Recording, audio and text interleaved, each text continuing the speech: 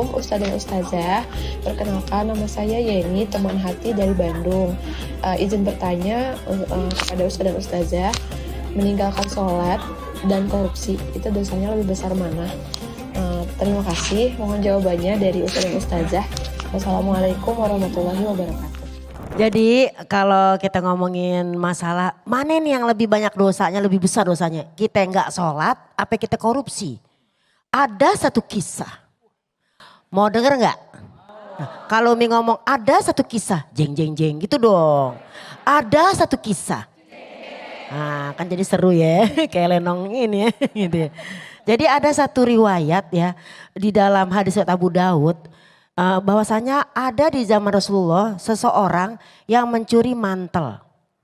Bahkan ada lagi yang mencuri perhiasan bernama mid'am atau kirirah namanya tuh. Dan ketika dia mengambil itu, dia diutuslah oleh Nabi untuk pergi berperang. Ya, ketika di Wadil Qura ternyata dia terkena panah yang nyasar gitu loh. Busur panah yang nyasar. Matilah dia disitulah, wafat lah istilahnya ya. Ternyata ketika pada saat dikumpulkan dan dikabarkan kepada Rasulullah, ya Rasulullah, nih dia wafat nih di Wadil Qura terkena busur yang nyasar gitu deh, pokoknya kalau bahasa kita mah nyasar itu si senjatanya. Ayo kita sholatin, kata para sahabat nih. Rasulullah berpaling. Kalian saja yang menyolatkannya. Dia pada heran, kok Rasulullah bilangnya kalian saja? Berarti Rasulullah gak mau nyolatin dong. Kemudian ditanya kepada Rasulullah, ya Rasulullah, Allahumma sholli wa sallim wa barik alaih. Sepertinya dengan kalimat tadi engkau tidak mau menyolatkan dia.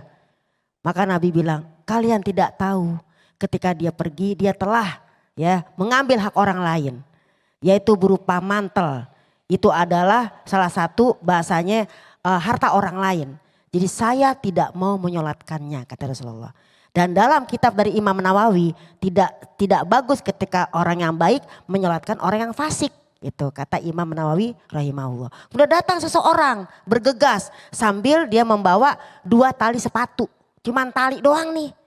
Nabi bersabda, jangankan mantel, 2 tali sepatu pun akan menjadi pertanyaan di hadapan Allah Subhanahu wa taala. Hanya sekedar tali tuh, maka aku tidak akan menyolatkannya. Dari kisah ini tentu kita paham, ninggalin sholat sama korupsi mana yang lebih besar dosanya? Mana? Nah itu, udah dijawab kan? Sama-sama besar, tapi lebih besar korupsi. Karena sampai nggak disolatin. Ini orang masih bisa sholat tapi dia ninggalin. Ini udah nggak bisa sholat, wafat, nggak mau orang hidup tuh nyolatin dia. Nah, uzubillahimin.